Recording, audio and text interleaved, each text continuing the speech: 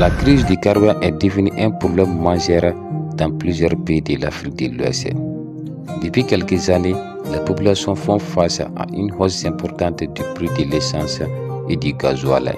Cette situation est principalement causée par l'augmentation du prix du pétrole sur les marchés internationaux, les conflits mondiaux, les difficultés d'importation et la faiblesse des infrastructures énergétiques dans certains pays.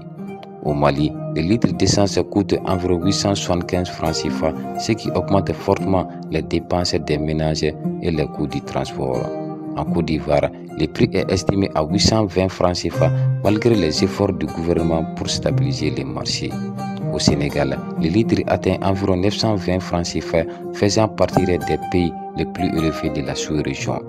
Le Burkina vend le carburant à environ 850 francs CFA avec des difficultés aggravées par l'insécurité et les problèmes logistiques.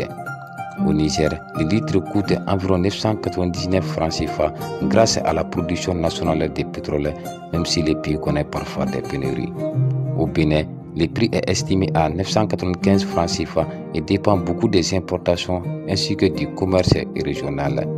Au Nigeria, grand pays producteur de pétrole, le litre est vendu autour de 505 francs CFA après la suppression de certaines subventions de l'État, ce qui a provoqué des prestations sociales. Au Togo, le litre d'essence coûte environ 720 francs CFA et impacte le pouvoir d'achat des citoyens. Au Libéria, le prix est estimé à 550 francs CFA, mais le pays reste très dépendant des importations pétrolières.